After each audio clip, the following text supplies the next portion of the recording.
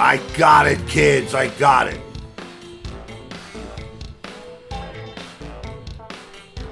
All right, we're going to jump right in. Tana is actually here, and I'm just going to let her in, and we're going to start rough and tumble style. So, Okay. everybody got me okay? I can't hear you, though. You will in a second, I hope. You should hear me anytime now, babe. I don't Or see no. You. I don't hear you. You don't hear me, you don't Okay, see let's me. Oh, I see you. You see me, but you don't hear me. I don't know yet. I don't know if I have to go to Oh, a different one or please don't even tell me we've got more crap going on. I can't take it. I need her more than I can tell you. Is everybody hearing this? I don't know either.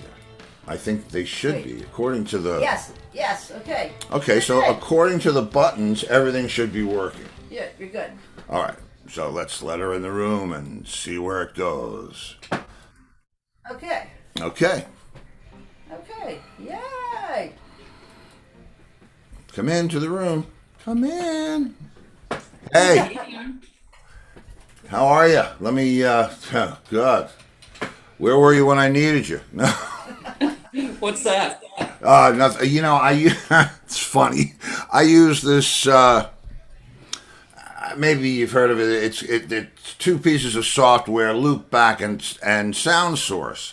And they take whatever comes out of the USB port and they put it wherever you want it. And when I was setting up the show, let's just dive right in, okay? Sure. Yeah, no sound.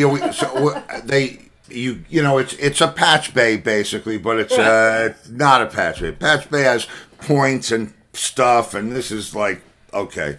And so I have pretty much everything automated for the sole purpose that I just want us to be able to hang like we were hanging backstage anywhere and just have that conversation because I miss those, right? Absolutely, yeah. Because in 2 minutes we're going to know 10 of the same people. We're going to start telling stories. And so I log on and I look at, all my things and it say, and the frickin' sound, I can't turn the mic on.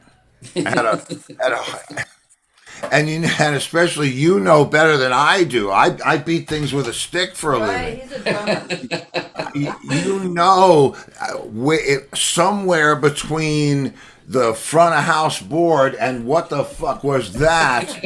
It's in there somewhere. So I really try to keep All right, it as so, simple as hi, possible. So hey, Hi, how are you? Thanks for having me. good. Thanks for being here. This is gonna be fun because we actually do know a lot of the same people. I'm sure. Yeah.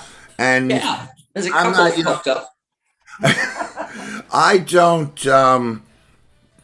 This is not about. I mean, I certainly know your resume, and I could do the whole, Johnny Carson.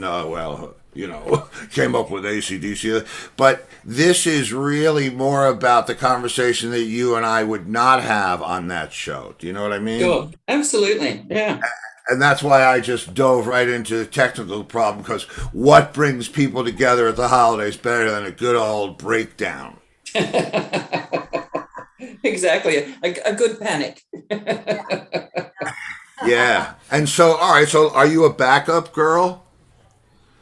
What do you mean? I mean, if the girl I call tonight doesn't show up right now, what I mean is, are you double and triple backup for gear, or are you one and done?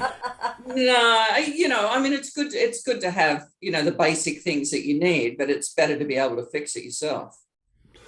Well, yeah, that's And that's what he did. He fixed it himself. Yeah, that's what I fixed. Otherwise, you're relying on someone else, and then you're just getting upset with them because they're taking too long, and it's like, what's going on? And so it's better to just learn how to do it and do it yourself.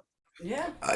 And I'll tell you, I was spoiled because from the age of 16, 15, 16, I was in a band for the next 25 years or so that had the same front of house guy that he was really, really good and knew how to, get speakers reconed or whatever it was. You know, I mean, how to just tap into other people's electricity. yeah, he used to when we needed more power, he knew how to take jumper cables and go right into the mains. So Yeah. you know, and Yeah, that happens occasionally. You know, you're out on location, like we were doing Elton John in France, and it was this crazy promoter. We had no idea where they came from, and we arrive, and there's a tent in the middle of a paddock, and it's like, well, where do we get the power from? And they point to this post, and it's like 20 foot up in the air. It's like, oh, okay.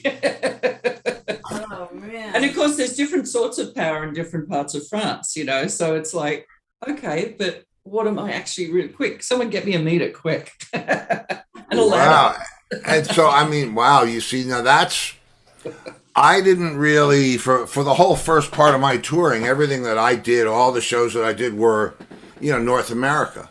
Right. I didn't even deal with the converters until like the 80s. And then all of a sudden it was like, what goes into what? You know, you buy that thing that they laugh at you for buying at the airport, you know, 6,000 variations. It plugs into, you know, power anything. Yeah, which is great for your shaver, but it's really not good for your equipment. No, it's really not. And I know a thing or two about that too, because I had, you know, the bass player in our band, English gentleman, decided to have his British rig flown over and try to get the transformers rather than can we get some of that in, you know, with American power. So that was that was pretty common. People did that a lot back in 70s, you know, 70s, maybe early 80s. People were still doing that just because they liked the sound and the tone and everything, and they didn't want to mess with it, you know. Well, I certainly get that. I certainly get that. So let's play 6 Degrees of Separation, okay? Okay. Now, okay, we've got to go to the obvious one because I've certainly done my time with a couple of the guys from AC/DC. Was Cliff in the band when you were working for them? No, it was the original lineup. Mark Evans was the bass player. Yeah, I met Cliff one time when I caught up with them, and I travelled down with them and the band when they got inducted at the Rock Walk in Hollywood. There, they asked me to come to the hotel and travel with them to the induction and stuff, and that's when I first met both Brian and Cliff. So, and it was good, you know, it was good. I mean, they were really relaxed, really nice. And, you know, you could just tell, I mean, they just obviously fit right in, you know, just nice, you know, good people, you know. I mean, it was sad not seeing Bond there, but, you know, life goes on, things change, you know. And if it was going to be anyone, you know, Brian was the perfect one. Well, yeah. And, you know, we're neighbors. Brian lives just up the road, and Cliff lives, you know, just on the other side of town.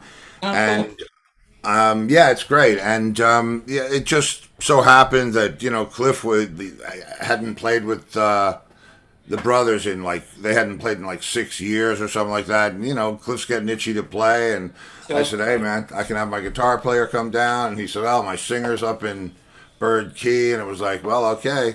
Yeah. And you know, you get in a Let's little go. bit of trouble. Yeah, yeah, Can't keep the music down, you know. Can't keep No, it down. and you know, I was amazed, especially you know, not to stay too long in there, but I was amazed how Brian cut those vocals in the control room with an SM7. You know, as opposed to being in a booth or whatever, he's just, you know, just nailing it. It was a lot of fun. Producing him in the studio is a lot different than I would have thought it would have been. But well, that's the sound they go for, isn't it? All in a room as though they're on stage, you know?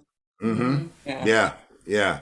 And that's probably why, you know, for the year or so that we were tooling around together, that we got along, because my guitar player and I did nothing but play on stage. That was our sound, no matter where we were. So all good. So so Elton, or Reg, as John Entwistle would call him.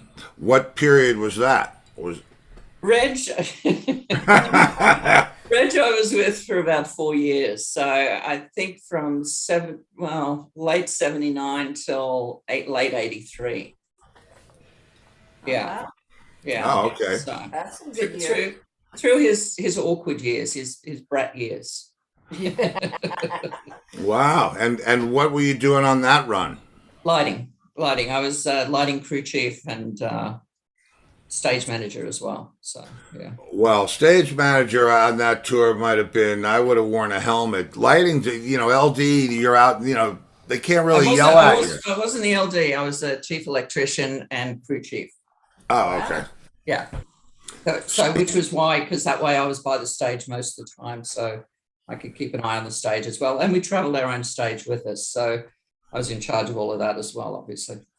Okay, now Tana, you have a book out called Loud. Do you hear something?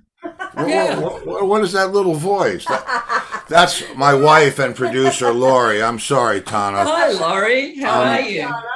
Tana. A timely mention. Let me unabashedly promote my book. That's Nice. great. Yeah. Great color too. Yeah. Yeah, and I just I've got some good news. It's really, really fresh off the press that it just got picked up for a documentary. Woo! Oh.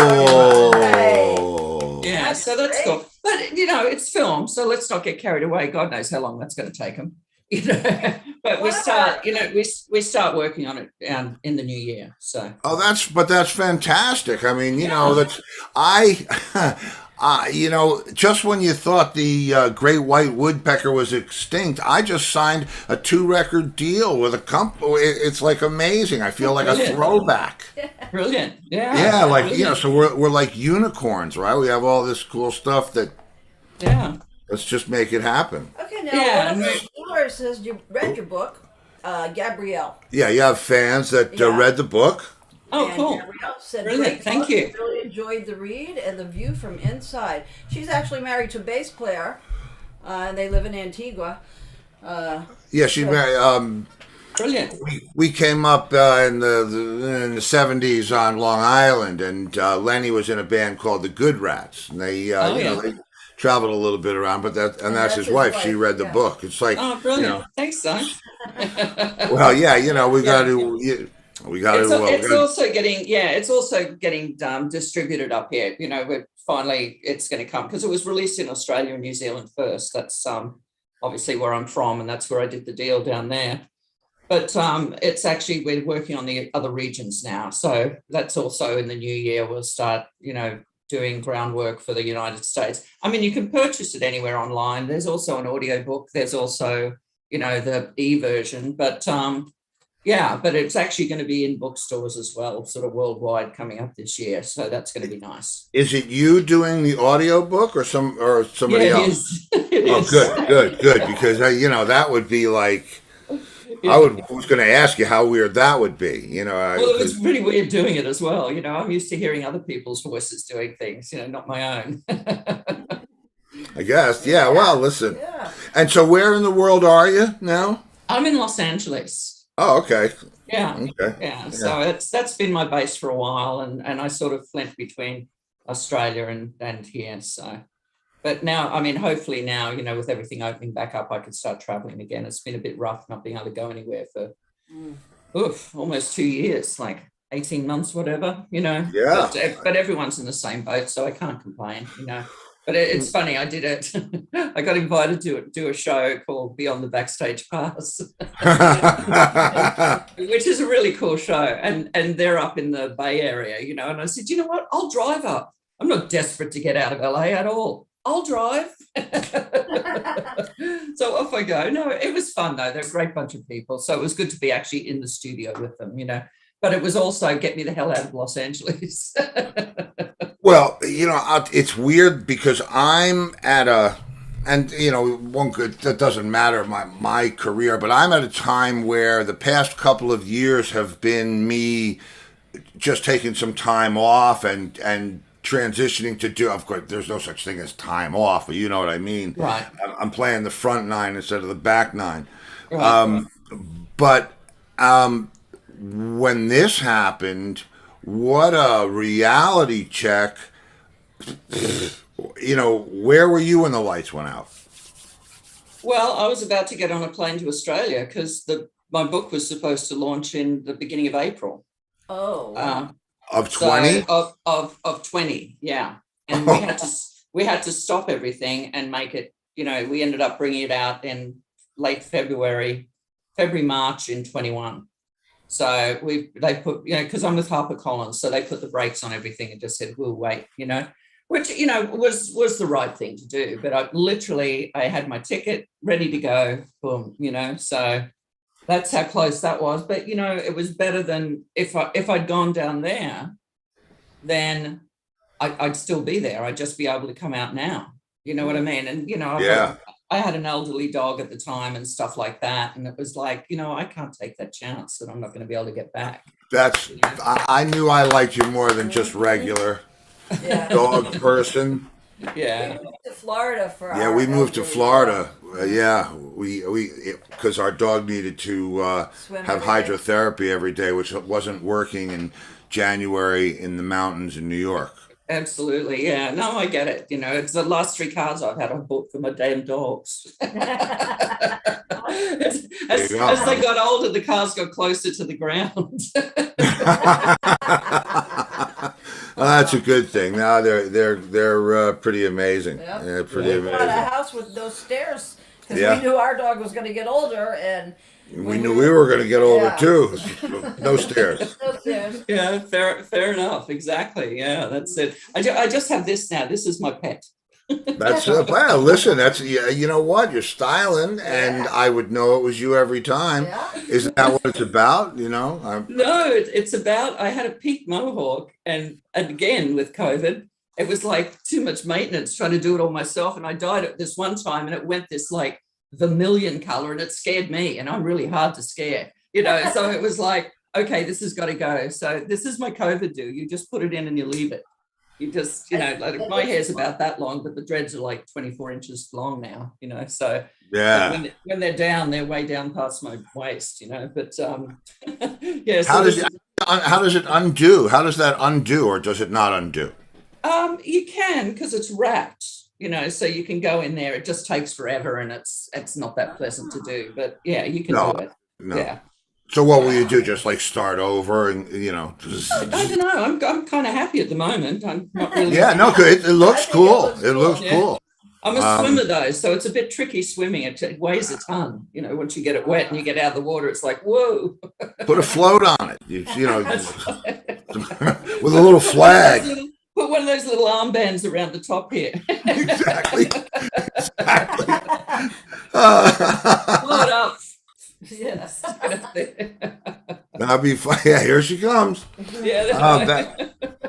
Well, that's amazing. We have. I'm going to do a commercial because why. But before I do that, we have a thing that we do, and I'll tell you about it now and tell you about it again later. That we do on Fridays called Free for All Friday. Right. And I'm so happy. Anybody that's ever been on the show just comes in. Some guys come in while they're driving a truck and they're doing this thing. Some guys come in from the dressing room. Some people are just at home and spend the whole hour. Some guys come in for a minute. But I have. Do you know? I guess she'd be a front of house person named Mousy. Have you ever heard that name, Mousy? I have. Mm-hmm. I don't think I don't know if I've ever met her though. What is she? Well- Who does she do? Well, I'm not even sure that that's how you'd know her. You might know her through her association with Larry Hartke No. from NAM or any of that. I mean, she's done. She's just the whole point of it is. The whole point of it is that it's so cool to know a lifer. I get the whole chick thing. I've had young girl guitar players on, and the girl thing, I don't. You had a girl lighting.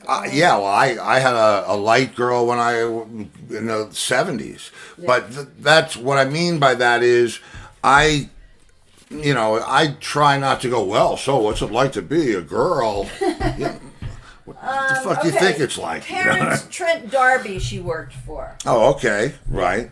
Oh, okay. I don't know. It's a unique name and it's familiar. I just don't know where from. So I don't know. Maybe is she a member of Sound Girls? Do you know Sound Girls org? Don't know. I don't know.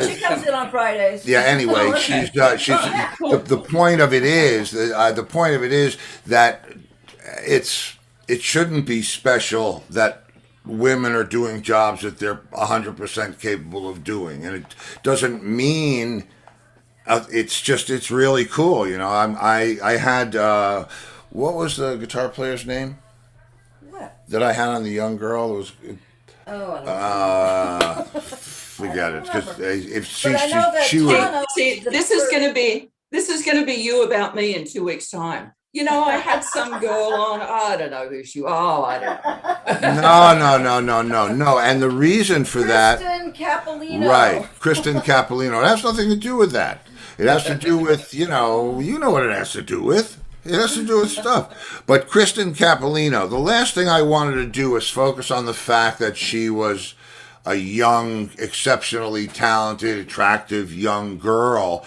doing this thing. We just talked about her guitar playing.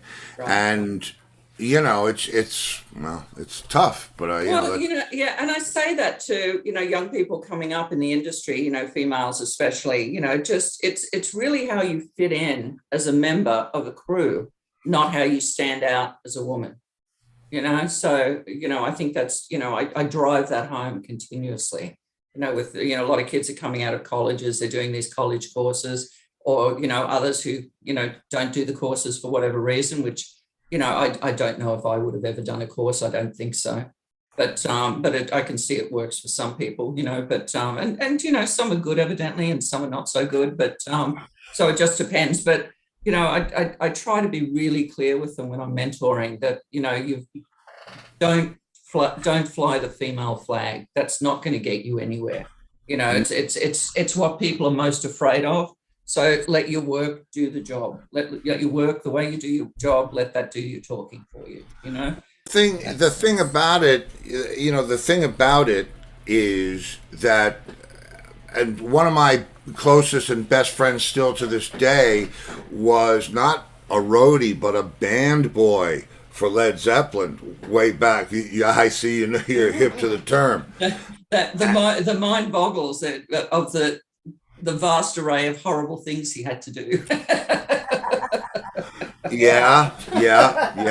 But he's, the point of it is, I know how it's changed. And there are the guys, there are the grunt guys. Oh, I moved that cabinet, There's those guys. And then there's the people that find their way into a career and there's a demand for what they do. I think roadies, the term roadies, I don't know when we started calling them techs. I mean, in the 80s. yeah. When NAMM started to take over. Well, I think when everyone was like really sort of full of their own self-importance and doing way too much blow. Exactly. I mean, wearing suits. I remember playing. Did you ever? I'm sure you've done NAMM in Anaheim, right? Yeah. Yeah, I was not. Was I there at the last one? I'm not sure. I think I was at the second last one. Yeah. Oh, I haven't been there for years, but I was there one year where they had the big, the NAMM Jam was at the Celebrity Theater. And Eddie Van Halen was going to get up on stage. He wanted to play with Leslie West, and I blah, blah, blah. And his roadie is coming behind him with a Heineken and a beer, wearing a suit. It's like a Heineken and a guitar, And it was just, okay. Yeah, the only time I put a suit on was for the Queen of England. Because the other option was a full-length ball gown. It was like, that is not going to happen, babe. I need to know that story. I need to know that story. What was the occasion for that? That was Elton John. And it was a private party at Windsor Castle for Prince Andrew's birthday. Wow. So we all took off and it was the first time they'd actually had anyone, A, in that part of the castle, and B, a rock and roll band and crew and all this sort of stuff in their home. So it was quite interesting, actually. It was quite an interesting experience. Wow. But the thing is, because it was a formal event, um, they wanted everyone had to dress accordingly, so they got to me and it was like, well, she's got to wear, at the time, a female couldn't wear pants in front of the Queen. You just didn't do it. You didn't wear pants. You had to wear a dress, and the call for the evening was like pretty much like an evening gown. And it's like, yeah, that's not going to happen. But after the tour manager tortured me for 2 days, making me go to all of these places through the West End of London, trying on all these gowns and coming out and showing them to him, he was just having a ball. It was like, you know what? I'm done. I am not doing this. It's like, I hate you. And of course, everyone's getting really excited going, well, what's she dressing for? What is it? Oh, and everyone wanted to know what the event was. And of course, we couldn't tell. And it's like, what, never mind. Then it's like, well, hang on, is she someone's girlfriend in the palace? And it's like, hell no. Oh, wow. Well, so what did the Queen do? Yeah, so what? Yeah, so dance on. Yeah, what? Oh, well, the message came back. Finally, we sent a request to the palace. The response came back. We understand the circumstances, so something about we'll concede in this moment. However, she cannot draw attention to herself. She must not draw attention to herself. Oh, quite. Which of course happened. I ran slap bang into her. Oh, but that's a whole other story. That's in the book. Oh, that'll be fun. Yeah, maybe we should do an online reading or something. Because I have tons of friends that have written books. Mine is still in progress. I've been writing it for 15 years, and it's like it keeps changing. It's the most insane thing I've ever tried to do. It's, I don't think anyone has an idea of quite how difficult it can be and time consuming. I mean, I know I didn't. Well, so how did you go about it? I mean, did you make notes over the years, or did you all of a sudden sit down and just... Nothing. No, I got approached by... Someone kept calling my cell phone. And it was like... And I wouldn't obviously answer if I didn't know a number. It was like, who the hell is this? And then they started leaving messages, hi, I'm so-and-so, I'm in Los Angeles, I got your number through, one of the ex-members of ACDC, and, I really want to do a screenplay on your life, and I'm like, who the hell is this guy? What is he, crazy? I had no concept of any of it, And, he kept calling, and then it was like, so I met with him once, and I realized he was absolutely the wrong person, because he wanted all the gossip on the bands, and, and that's not me. That's not my story, It's like, no. You want that, you go talk to them. That's not my job, And then some other guy called me, and he's like, I've written a lot of biographies, and, I was talking to this guy, and he said that you didn't necessarily want to do the screenplay, but I could write your book. And I'm like, my book? It was all very bizarre to me. It was like, who are these people? But, what happened is between the two of them, they sort of planted this seed where I started thinking about it then. I'd never thought about it, you know what I mean? And so, and the guy who'd written several books, he and I sort of kept in touch for a little bit, and we went backwards and forwards with a couple of concepts. But I realized, then it became really clear to me, if I was going to do it, I had to do it myself, because it had to be in my voice. It couldn't be in someone else's voice. It really had to be in my voice. And, and so then, then I start off on this journey, and it's like, oh my God. And of course, I never kept a diary. I never, wrote anything down. All of my stuff had been, when I lived on Venice Beach, my garage had been broken into, and all of my itineraries and stuff had been stolen. And, I had photos had all been stolen. I had nothing, so what the hell was I thinking? So, in the end, the way I did it was actually this is the room it's got a big sliding door and stuff. So that's half the wall. But the other 3 walls, I made one each decade. And then I broke each wall into 10 years, and then I broke each year into 12 months. Wow. And then I started researching, and it was like just a never-ending thing. It was like, oh my God. And, so it was interesting, So did you start,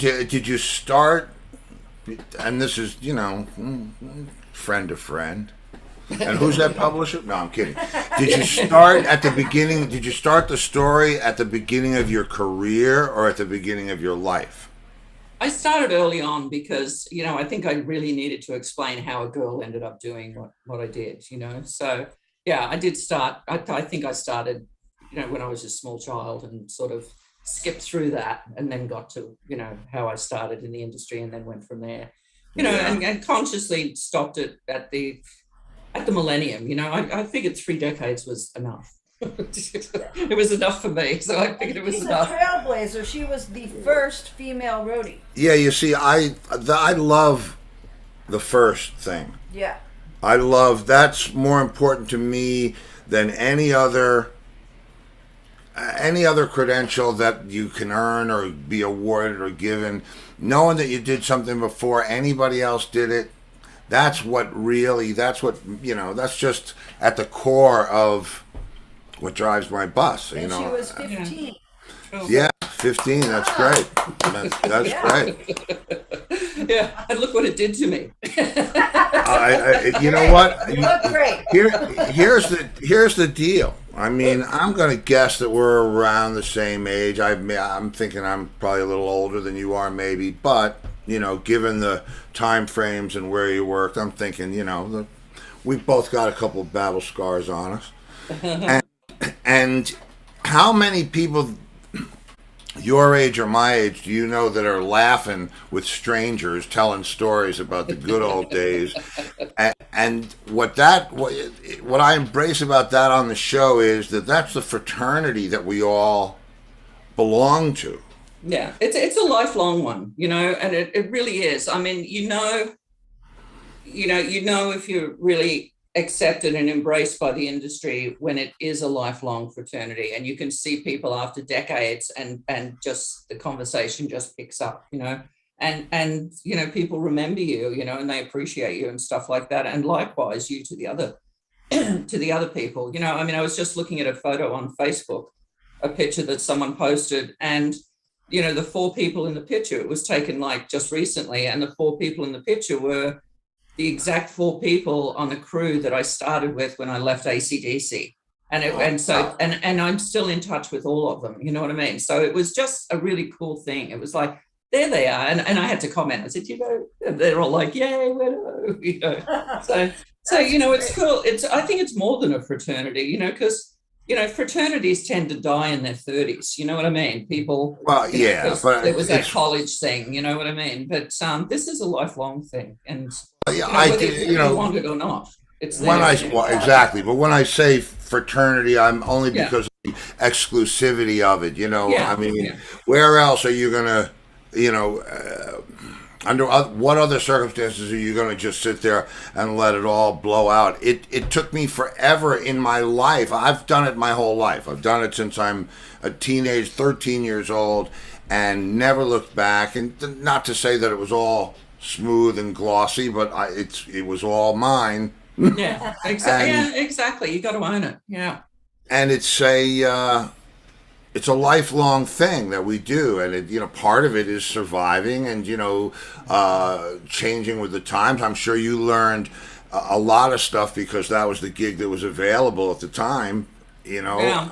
It's the other thing is, because it's such a close-knit community, it makes it difficult when people age out or they have to go out because they've been injured or something like that, because you're really no part of what I call the real world. It's really difficult, to actually speak to total strangers, takes you a while, that aren't in the industry. You know what I mean? If they're in the industry, you just boom, chat, and you're there, but if they're not, and I think, I thought about that, and because I was like that, I had to consciously make myself speak, like smile at someone on the street or something, you know what I mean? Because my reaction was, what's he smiling at? I was just like, no interest whatsoever. Because, what I put it down to, it was, for decades, people who you don't know, who come up to you and befriend you really quickly, want something. Yeah. They want to get backstage, or they want tickets, or they want a t-shirt, or they want this, or they want that. And I don't I don't blame them so much, but it gets wearing, and you tend to shut yourself away from it. You know what I mean? It's like, no. Believe me, I know. I'll tell you. Well, you know what? I'm gonna tell you a funny story, an AC/DC funny story, because Okay. I'm sure you've done the garden, Yes. and you know what it's like there. Now this is with Cliff and Brian in the thing that we were doing together about '08, '07, '08. We had recorded all the stuff in the studio. Brian and I are golf buddies now. It's turned. You know what happens. Right. And so he says, "Oh, mate, we're playing at the Garden. I know you're going to be in New York. You gotta come on by me, son. I'll leave tickets for you at the will call." And I think, okay, great. And I'm producing this young artist, and she's being chaperoned by her sister. Nice people. And I said, "Hey, you guys want to go to the Garden and see AC/DC?" We go to, my big shot friend is leaving me. I get to will call, right? I figure, I don't want to let everybody sit down. I'll wait. I got there like whatever, not long before showtime, and there's a guy laying on the floor crying. He fell out of a wheelchair. "Please, I need tickets. And I'm like, oh. Perfect. And I said, Steve Luongo, +2. And the guy goes through the thing and he says, sorry.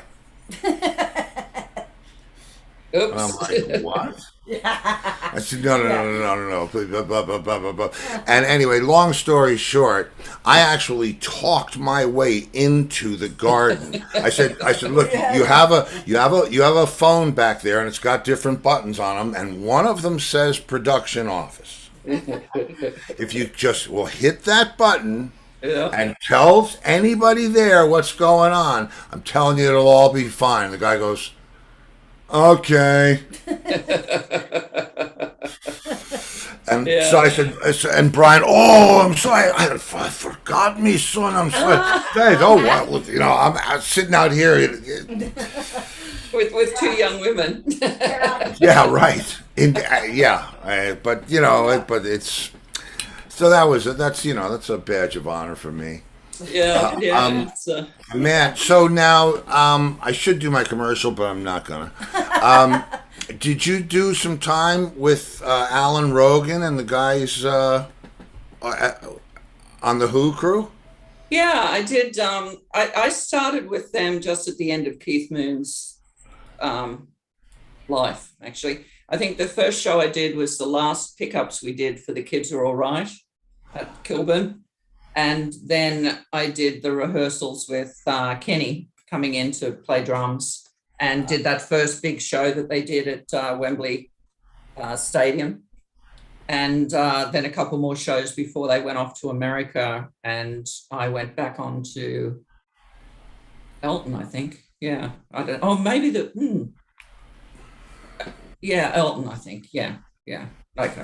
So let me ask you, because you said So Bob Pridden. you know Bobby Pridden, then obviously, right? Oh, yeah. And do you know his wife, Maya? No, I don't know Maya. He married Maya after I'd moved to the States already. But no, but evidently, yeah. She's Lady Maya Zuckerberg. Oh, yeah. Right? Oh, yeah. We wind him up shamelessly. And of course, he's risen to the occasion, so you can't actually wind him up about it anymore. Entwistle used to call him Lord Elpis. There comes Lord Elpis. Oh, Lord Elpis. Yeah, he was. I've done more than my share of time with Bobby in the trenches. Well, I mean, more power to him. I mean, he's been, the support for that band single-handedly. Whatever they need. He does all their studio stuff when they're just messing about in the house and each studio or whatever.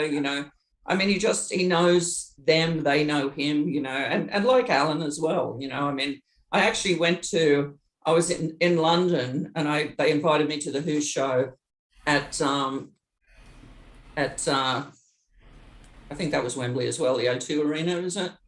And and that was the first show they did without Alan. Alan had just passed. So I didn't actually go backstage because I thought it would be too sad. And let me tell you, I actually watched the show and left because I just it was too sad, Yep. for me. You know, I love the Who live at Leeds, all that stuff. We used to do it as kids. We used to do the whole record. I mean, and to me, that's what rock and roll is supposed to be: furious and ups and downs and dramatic and Yeah, freaking in your face yeah. and and after they, went on the little journey and Mooney kind of crapped out on everything, I sort of lost interest and then met Entwistle in '87 and just we hit it off as a rhythm section and then hit it Right, off as friends. And right. so the things that I got to know about Was he that whole. living? Was he living in LA then, or he hadn't moved yet? No, well, that was after that. What happened was he He bought was, that Tudor house, that Tudor style house. yeah, Yeah. Corwood. On Queen. Yeah, Yeah. yeah. Yeah, yeah. You're That's talking about the that's. big one in Yeah. the Cotswolds, not No, no, Roehampton. no. I'm talking about the one in LA. He did LA. it. He got this Yeah, Tudor style yeah, house. Drive or whatever. yeah, on Queens Road or some Queens, yeah. Kings Yeah, Road, something like I can't remember. yeah. Something I British run. sounding. Yes, exactly. And what happened there was, well, that's Look, that's another book. that was a But mess. It was a but they mess. had he had some foundation problems with that house. I think they had a quake out there I or think something. Max got it. And Well, he did get warned not to buy it. He only bought it because it looked like an English house. Oh wow. let me tell you, did you know John very well? Well, I got to know him around that time a lot better than when I toured with him. When I toured with him, Pete was sort of my go-to guy, or Kenny. But I got to know him quite well then because I'd go up to the house and they'd be recording and Joe Walsh would be there. There'd be all sorts of people, but it just got out of control really quickly. So I don't like those situations where I can see a train wreck coming and it's just like, you know what?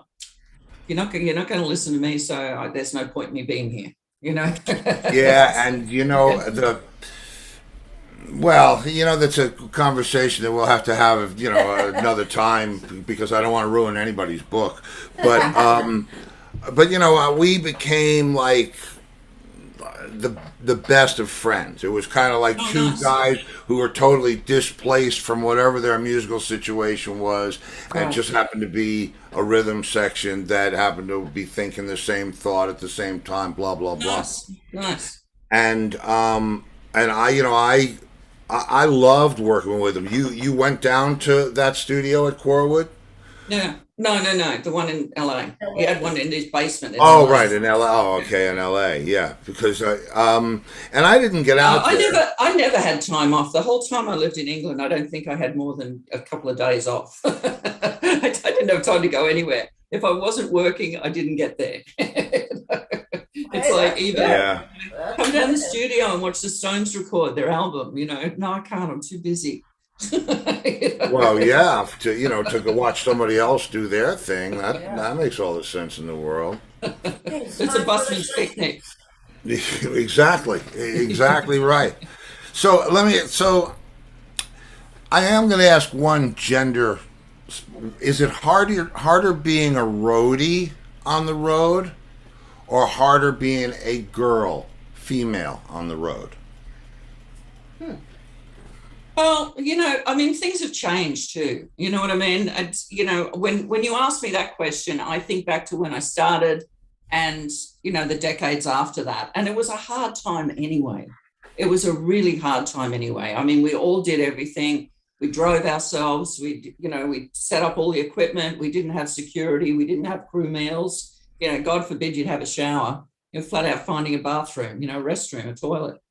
So I mean, it was hard.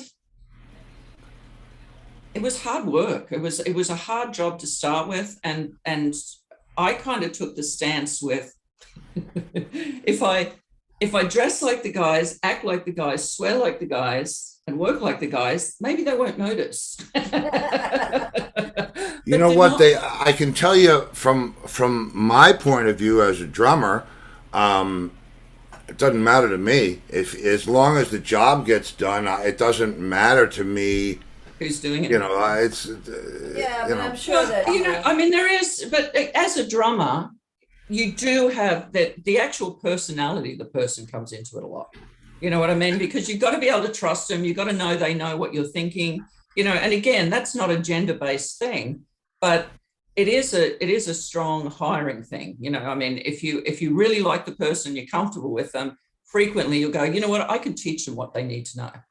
And You know, and man, you get that so right. I'll tell you, going back to early '70s, I'm playing a big kit. Right, 2 bass drums, way too many cymbal stands, way too many tom toms. The band's starting to have success, and there's nothing succeeds like excess. Right, I get another 3rd bass drum. I've got gongs. I have chimes. I'm not even going to bother showing you the pictures. But it finally got to the point where I've worked with Cozy Pal. I know. It finally got to the point that there were so many tripods trying to stick into one another. Oh, yeah. That I found a welder, and I had him come and measure off where the cymbal stands were when they were right. And he built me a rack that went around. It was like before they were of course I patented it. How do you think I can afford this spacecraft? And it was just set, and the guys, my crew, especially my roadie, it was always like that. It was absolutely hand in glove for as long as it was working for both of us, and that's usually many, many, many years. Yeah, exactly. So. Yeah. It's an important thing. I mean, in my mind, if someone's keen and they really want to do it, you can teach them anything. So, and, again, with the hours that you do and the travel and all the inconveniences that go with all the good times, if someone's not fitting in, it can make it really uncomfortable for everyone. Oh, yeah. But they believe me, I've been on that tour. Yeah. And thankfully I'm in the band so I can get away from that. But I love the crew. I mean, because John too. John used to love hanging with the crew. I'll tell you a great story. I've told it on the show before, but it makes me, I miss him daily. We had 2 buses out, the crew bus and the band bus. Right. And the star coach, the air goes out. Oh no. Then we had one of those tour managers that was like, well, no, John can't have no air conditioning. And we were in New Mexico going to Colorado, right? 13-hour run. Right. And so they said, well, no, Steve, you and John will stay over. We'll charter a plane, and you guys can fly private tomorrow. Take you back, however long it takes to fly, whatever. Yeah. And so they make all these arrangements, and they do the whole thing. Now, everybody, including my wife and my dog, my wolfhound mixed dog, are now piling onto the crew bus, which you already know. I could just say crew bus to you, and you already know things that we don't have to even talk, right? So I was going to be the only girl. So she was going to be the only girl on the bus with the dog, and it's not that, I knew she ran the office, so it wasn't anything weird. But everybody's getting their popcorn ready and picking out their frickin' movie, and I want to play this video game, and I'm going to do, and what the beehive that is bus call. Yeah, and it's actually a really well synchronized ballet in a way, if to an outsider, they don't know, but with us, it's a routine, and everyone's got their own thing, and that's the only way you can live in that close proximity with each other, Yeah. So this is my little, because if you were close to John, you should know the best things about him. We're standing on the steps, the 3 steps, 3 steps to outside. And he's behind me. I'm up a step down. Lori's on the top step, and I'm kissing her goodbye. See you later. Petting the dog, and I turn around, and John's on the step, and he goes, "You don't really want to fly tomorrow, do you?" And it looks like they're gonna have an awful good time, and I'm like, really? So we're gonna go get our bag, and that was it. And the plane got whatever. I don't know what happened to that, and we wound up 15 people on a bus. Exactly, and had man. A great time. Yo ho ho and a bottle of rum. It was brandy. Yeah, bottle of rum. Several. Yeah. Yeah, that's right. Oh, Okay, man. it's time for the questions. Okay, I'm going to ask you the questions. Yes. I have to modify the questions because they Yeah. were, and thank you so much for being here. You've got to come in on a Friday. Well, thanks. Yeah. Mousy comes in. I think she's in Italy now, but Tom Heinisch has been. You guys. We have as many techs coming in, roadies, Yep. soundmen, whatever you call them. As many of the other half of the business that makes us Right. run. Nice. And you'll really have a good time. It's really Cool. it's a lot Thanks of for the fun. invite. Yeah, that's Yeah, great. yeah. A lot of our viewers are saying, great show tonight, enjoying it a lot. Yeah, Great me too. chat with her, enjoying this. So, Oh, thanks, guys. yeah. Yeah, well, I think we're going to sell some books. we got ourselves, and that's what it's about. So, Lori will post the link. It's about, let's get it moving out there, and we'll stay connected because I gotta, I did a documentary, and it was one of the most bizarre things I've ever done in my life. Do you have Netflix or Prime or whatever those? Netflix, yeah. Okay, look up An Ox's Tail. It's I just saw something about that. Yeah, did you do that? yeah. When Oh, John really? was alive. Yeah, John named it. Yeah, John named Yeah, it. interesting. I'll look for that. Is it? Yeah. Yeah, you can find it. An Ox's Tail, Tale. Yeah. It's another one. It's another story. So a guy calls me up, Bill Kreutzmann from the Grateful Dead's son, filmmaker. Hey, I want to do some video for the John and Whistle Band. I said, you know what? We have nothing. We're not doing what, Yeah. okay, And I called John up, and he said, Grateful Dead. He'll just follow you for 6 months of his life. Well, it's kind of what happened. It's Only in it his blood. was 10 It's in days. his blood. He can't help himself. That's funny. Yeah. And he acted like he was tripping. Yeah. And he swore that he had a drive in the camera, but no, it wound up. We went.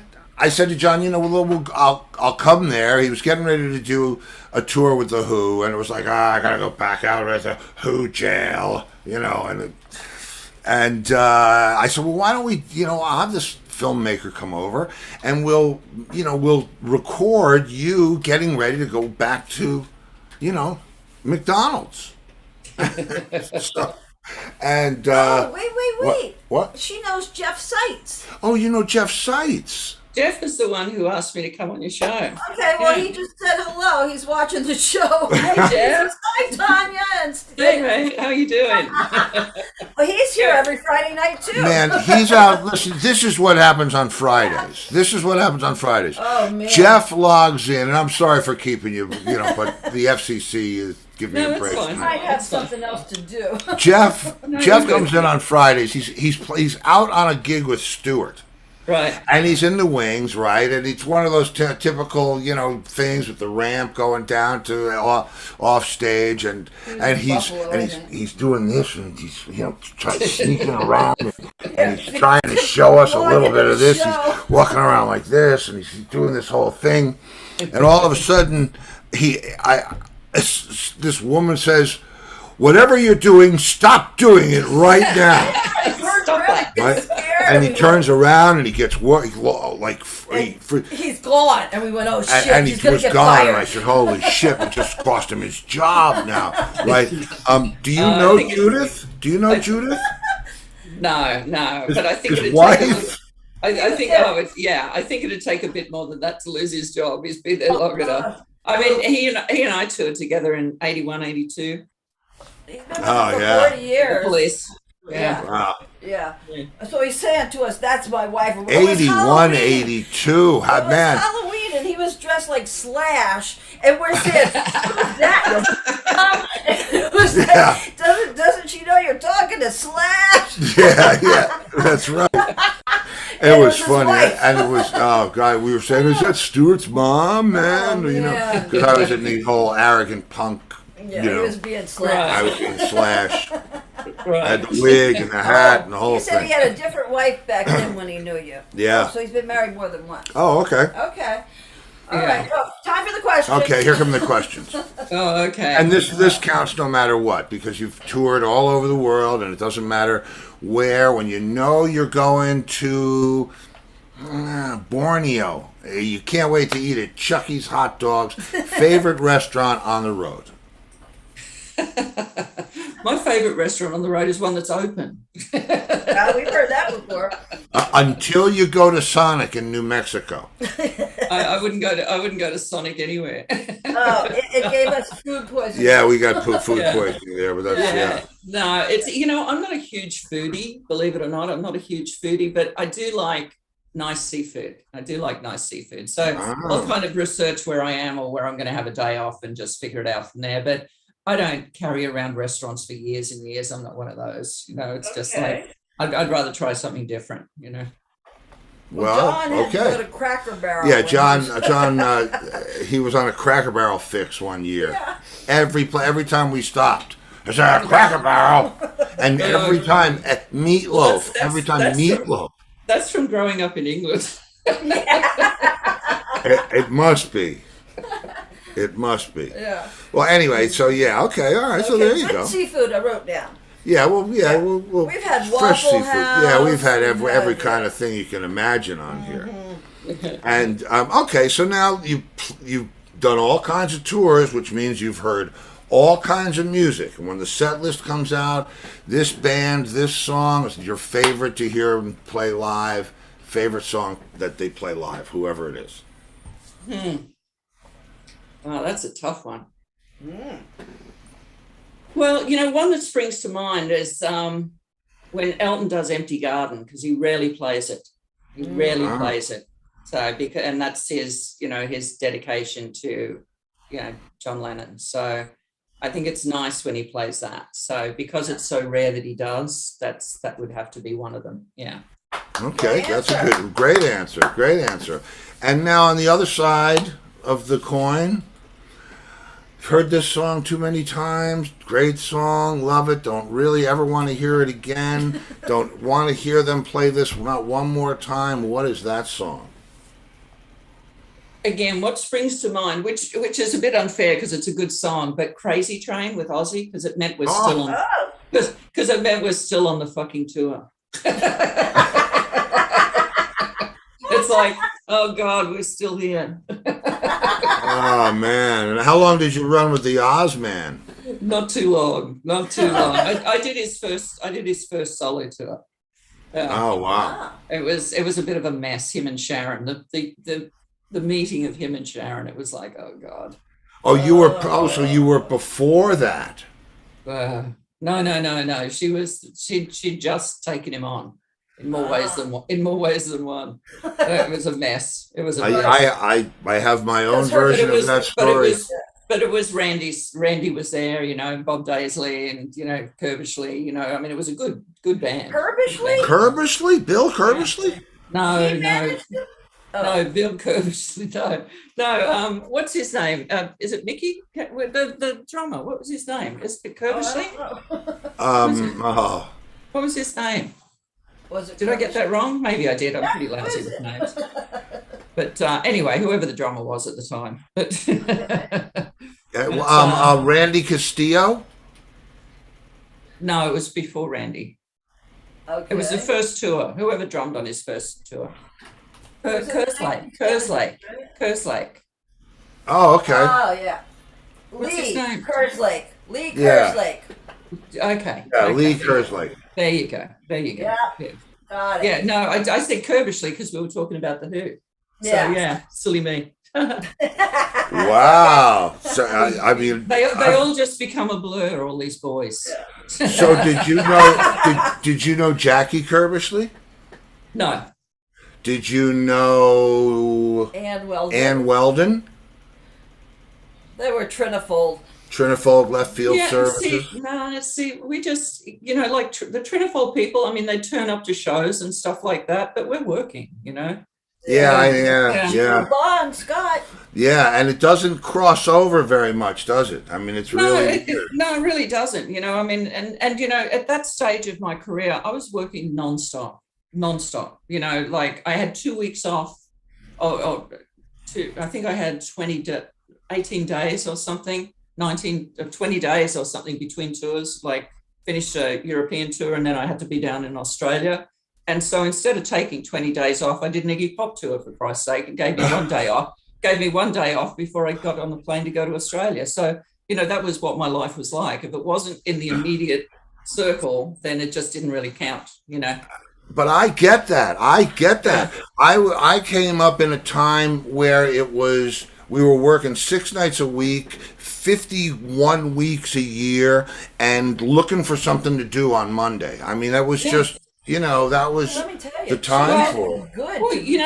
Well, my work ethic started with AC/DC. I mean, when we first started doing shows, once we got the band together, we could do 12, 14 shows in a week. At different venues, not the same venue, different venues, and it was just, and their work ethics just stayed like that throughout, and mine did as well, and I thank them for that, actually. Well, who do you think was it Bond that inspired that work ethic, or was it Malcolm? Malcolm. It's Malcolm. Because I know, it's all Malcolm. It's all Malcolm. Yeah. I mean, not to take away from Angus or Brian or anyone else, but it was his vision to start with, and he's the one who drove that ship. Irrelevant of who the manager was, irrelevant of who the record label was, it didn't matter. It was his vision, and he was, he was fortunate enough, Angus, obviously they were so close that they fed off each other, you know what I mean? But Angus, you've got to give Angus the kudos for becoming that, irreproachable school child still to this day, you know what I mean? And you've got to give Brian the kudos for, for stepping in to, where Bond stood and actually being generous enough to share that space with Angus, because if he hadn't, that wouldn't have happened, because when we were auditioning bass players and drummers for the original lineup, it was a 2-part process, and the first part, they didn't even get to plug in. They talked to Malcolm. Malcolm talked to him and he'd sound him out. And if he didn't he'd ask them, where do you see yourself fitting into the band? And what do you see? And depending what their answer was, they wouldn't even get to plug in. They'd be out the door. Boom. See ya. Wow. Yeah. Because he had that vision, and Cliff fit in perfectly, and Phil unfortunately had a lot of problems, but hopefully he's back now, and hopefully it's not too late, Yeah. Well, it's interesting, Cliff. I don't know how well you know Cliff musically. But he just did the job, and that job is a very meat and potatoes, roots rock 1-4-5 job. And when I made the record with him and Brian, I wrote half the music with the guitar player and half the lyrics with Brian, and we would demo the music at my house, and I would bring it over to Cliff on a cassette or whatever, and he'd write his bass parts. And I was blown away at how melodic and how chordal it was. A totally different guy. Yeah. And that's, and I think someone has to be that well-rounded to be able to do what he does every night, because otherwise you'd tell it would be too rigid, or there'd be something not right with the feel of it, you know what I mean? So he's got to be a well-rounded musician to do that, that's just my opinion, from seeing a lot of musicians, it's not what they're playing on the day, it's what they're capable of doing, and where their heart is and all that sort of stuff. Okay, Jeff Seitz has a question. Question from which brother was in the Easy Beats? George Young was their older brother. Yeah, neither Malcolm nor Angus, but their older brother George, who was also the producer for several of their albums. Him and Harry Vander, who was also in the Easy Beats. Yeah, they were George Young and Harry Vander were the writing team. Stevie Wright, the singer, he wrote a few songs, but the Easy Beats didn't really do much here in the States, but they had a good career in England and Australia. They just, it just didn't last. It was too much, teen hysteria and record labels and all sorts of stuff. So they were famous before AC/DC? Yeah, they were before, yeah. And then when they came back from the UK, George and Harry, George Young, the older brother, and or one of the older brothers, and Harry started producing, and actually during that time, 70s, even into all the way through the 70s at least, and possibly into the early to mid 80s, they wrote probably 80% of the hits in Australia. I mean, whether it was heavy bands or either wrote or produced. Wow. So, and there was like heavy metal bands, there was pop bands, there was all sorts of stuff, and that's just how talented they were. It's what you put. If you are lucky enough to put what you're good at, and it lines up with what you love, that's a perfect storm. So I thought Jeff was going to ask me if I remembered borrowing $20 from him. No, but he doesn't remember one of the hits. He says a big hit in the U.S. was "Friday on My Mind." Yeah, Friday on My Mind. Sure. Yeah. But they had several. They had several hits in the UK and Australia. That just, they didn't really stay together long enough to break into the States. No. Wow. Yeah. Well, that's a good band.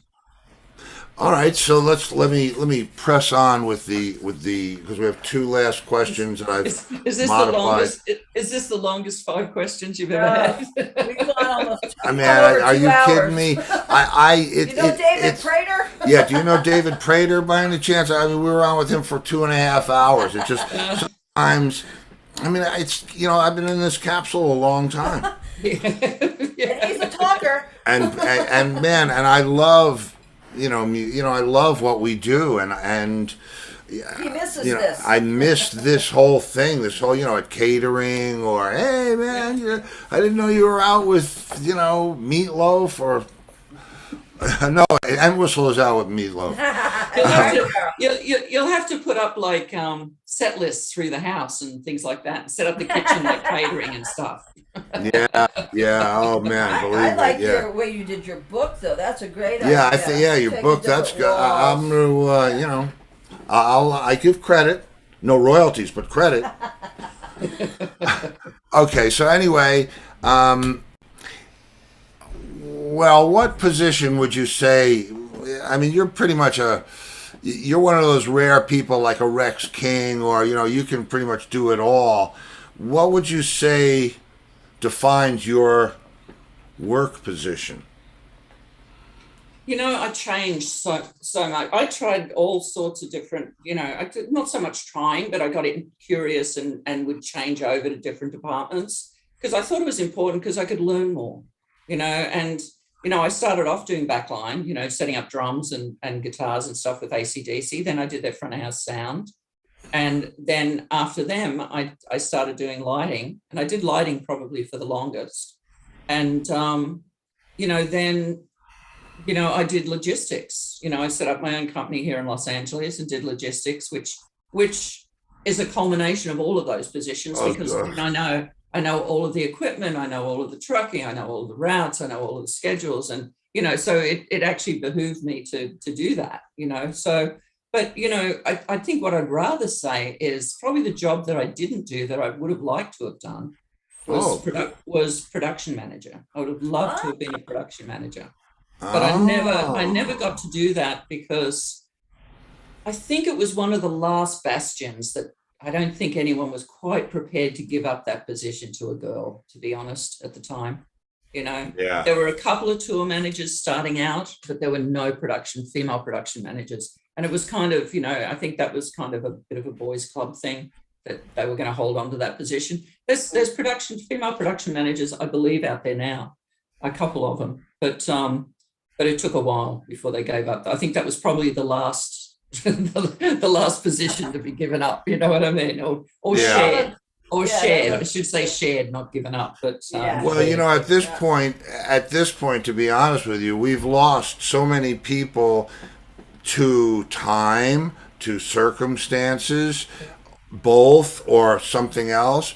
It's really time to let the people that can do the job just do the job and not look at what it says on anything. Just do the job. It's 1, 2, 3, go. If you can run fast, you stay. Well, we've also lost a lot of people who have started doing other jobs, and they've finally figured out that, it's not that bad. And they do get insurance, they do get medical benefits, they do get holiday pay, and they're home and they're not beating up their bodies any longer, So, I'd say we're probably down about 40% of the industry, Yeah. and I don't know how much of that's going to come back, but it's all definitely not coming back. Well, it's all changing because there's a new guard. There's always a new guard, But Well, there's a new but they guard, don't. but someone's got to teach them. School's not going to Exactly do it. right. Right. Exactly School's right. not going to cut it. No. It's a full sail ain't making it. Yeah, they can go to school for 4 years and learn the theory. That's great. But they need to do another few years doing the practical before they can be cut loose, We invented it. That as we went along, Yeah. we made it up as we went along. Then we would bang into other people who were doing the same thing and say, "Oh, wow, you do it like this. Really? You use cases for your equipment? Cool." No, I touch on that a lot throughout the book Louds, that, of the evolution of how it came around and the people that actually, who did it, these people who were really talented people, incredibly smart people, but, looked like out of control, long hair and doing drugs and, yelling at women and stuff, but they were incredibly, incredibly talented people, incredible hard workers. And those were all my teachers. I got taught by some of the best in the industry, and I was very fortunate with that. And there's an ethic that runs through our business from the very top to to the last door that closes. There's an ethic. It's I say it's like the mafia with a little bit less blood. But Depending on the day. Right. It's an understanding that if you made it this far, you got to be okay. Well, what yeah, I mean? exactly. Yeah, it really is. Yeah. Well, the last question is, if you could play one gig, but if you could put together and be the production manager on one show consisting of anybody, living or dead. Oh, wow. Aha. Yeah. See, that's a tough one because, anyone who I really, really, like I'm a huge Janis Joplin fan. I mean, she was a huge inspiration to me when I was really young, and it's probably her fault that I'm actually in the industry because I wanted to run off to Woodstock when I was 11 years old to see her play. Oh. Had no idea where Woodstock was, mind you. I was in Toowoomba, Australia. It was like, what do you mean I can't go? But if she was having a bad day, I really wouldn't want to be there, because it'd be very disappointing. You know what I mean?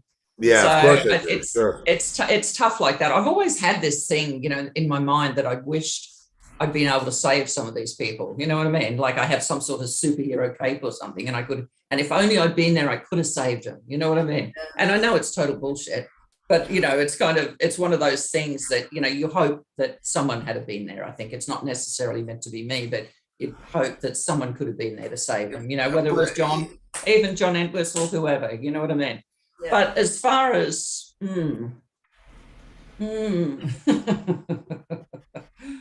don't know, maybe I'll go with a show that I've never seen, but I'd like to see. How's that? That's perfect. That Trans-Siberian Orchestra. I've never seen them. I've never heard them, but I'm really fascinated by them. Oh. So let me know when they're near you. Yep. And I think I'll call. Near me. Oh. I think they are somewhere. I saw something the other day that they're somewhere near. Yeah. But I think it's meant to be like an incredible production. And see, to me, the production's probably more important sometimes than who's on the stage. You know what I mean? It's like, that's just kind of me from how I think. Oh, how many trucks did they Yeah, sell? they had 40 40. I mean, it's Yeah. somebody that I know for a very long time is actually running that thing now. Oh, Yeah. really? The guitar player. Yeah. The guitar player, Al Petrelli. Yeah. Yeah. You that know would what? be amazing. That would be something. I've had Al. Al was one of the first people I had on the show. Oh, really? People from that band. And we've had a lot of people that Jen Cella, who sang with them. Because it just happens once a year, right? Boom. It's Yeah. not Well, it's happening now. I don't know Yeah. whether it happens. I mean, there used to be an East Coast one and a West Coast one, and Al was on the West Coast one. But I'll look interesting. into it for you, and I'll see what's out there, and you know, Cool. who knows? I mean, Wow. Yeah. Well, there you go. Hey, That might be a Christmas surprise. good nerd. I mean, it's you know, especially. I mean, look, but see, don't forget, you're a member of the club. Much different. Much different. But yeah. But see, they have this amazing production, you know, and I've seen bits of it over the years, and it just fascinates me. It's like, you know, I mean, from me, like in the industry, not knowing anything about it for years, I didn't have to. It flew totally under my radar, you know, because it depends where you are and what you're doing. You know what I mean? And then all of a sudden, it started popping up, and I thought, "Who is this? What is this?" You know, and then I'd forget about it again. But then over the last, few years, you know, not counting COVID, of course, but it's just been like, it's like I've got to see this show. This show is like fascinating to me. Yeah, interesting. Well, that'd be huge. Yeah, and I'll tell you, Al's a great guitar player. I know him as a kid in a cover band on Long Island when he was 17. You know, Right. Amazing. Yeah. Yeah, so and now he's fantastic, and it's the same guy. Nice You know, guy. we just picked right up where we left off, however many years ago. Nice. Hey, you know what? I'll reach out. He's a good friend, and good you to know, you. who knows? I'll kick the bushes. Let's see. So, They were what- in California. I'm looking at their schedule. You know, well, we'll go through the schedule. We'll Okay. we'll figure it out. But yeah, it's a good show, Yeah, and cool. So who knows? Who knows? The girl travels. Okay. That's then. what I see. That's all we need to hear. That's all we need to know. That's right. Believe me, I know how to play that hook too. Trust me when I tell you. Listen, I'm going to let you go, Tana. This has been. I feel like like I'm supposed to feel, Yeah. and then somebody says 5 minutes. Okay, well, One more thing. yeah, just one more thing. Oh, and did I tell you about Yeah, man. We'll be there in a minute. Start without us. Yeah, exactly. That's what I said 27 minutes ago when the thing popped up and said time's up. Oh. Anyway, okay. I will. Okay, wait. Now your book. Yes, the book. Is Can there we a see link that I can put? one more time? Absolutely. Shamelessly. Loud. I love the Wow, color. I love that color too. So Okay. yeah, I mean, you can get it. You can order it online, in any format. But if you want the print version, and there's over 100 images in there as well. Oh. So, but you can order it, and it's free shipping. Most of them do free shipping. We'll And- post it. We'll Amazon or post a where? link. We'll post a okay, link. brilliant. Yeah, send me that link too, so I can stick it on my website. But they can We'll get it do it. like Amazon or whatever. Yeah, sure. Amazon. Yeah. Yeah, we'll figure it Yeah. out. Yeah, absolutely. Okay. so Well, yeah. again, thank you for being here. I hope you'll come and join us any Friday. You're always welcome. Same Yeah. time. And it gets pretty crazy And you'll on know Fridays. Jeff, he's in here. Yeah, you'll know Jeff. He comes Yeah, in. absolutely. Absolutely. Yeah, so it'll be a lot of fun. It'll be good to see you again. Anyway, this was a lot of fun. Thank you so Jeff's much. a good man. He's a good man. So Yeah. He is a Nice. good man. He is a good he man. did the hookup, so we thank you, Jeff. Thank you. Yeah, Jeff's yeah, right. yeah. Props, Jeff. Thank you. And yeah, so there we go. All right, listen. I'll let you get on with it. Thank you Brilliant. again. Yeah, Thanks And for having me. Friday's I think coming. We're going to buy Yeah, that book. yeah, we'll get that book. Yeah. We'll hey, it's all about the support, right? That's right. Well, thank you so much. All It's right. been a real pleasure. Bye, guys. Pleasure We'll was get ours. back to Thanks. you We'll about see you soon. TSO. Bye. Bye. Where's my little thing? Oh, I guess it's not here. Oh Yeah. well. Wow, So we'll how have cool to was hook her that? up for Trans-Siberian Orchestra. Yeah, She That- travels. She was great. she was great. I got to talk to her more. Oh man, especially because I know that we're two questions away from like deep stories that run decades into the core of our business. Yeah. There's that music. Okay, so tomorrow night, Oh, so tomorrow night, ATG Wednesday, Anything Goes Wednesday. which means we have no idea what we're going to be doing, with me and Steve. but hopefully everything will work. Man, that was great. That was really fun. And for me, it's And the crowd liked her, so they liked the show. Everybody's saying it was a great Well, show. you know, when somebody, it's funny because when someone speaks the language, when you just drop in and you can actually use the buzzwords from your from your work or your whatever it is, that's when it's fun. That's you get to say things like back line. Hey, and she is the first female roadie. Been doing it since she's 15 years old. Okay. And she's got to be good because she has no days off. Yeah, She's going and from Mousy band too. to I mean, band. think about that. Yeah. The people are not. They're hiring these people because of their work ethic. their It doesn't skill, matter what Yeah. Okay, so. All right. Well, anyway, yeah. with that- So with that, Her book is Loud, loud. and Which we you know get it on something about Amazon. Yep. And we'll go get the link and Yeah, post we'll go it. get the link and we'll post it, and then we'll share it with Donna so she can post it on her page. And if I don't see you in the future, I'll see you in the pasture. Good night, everybody. Take care.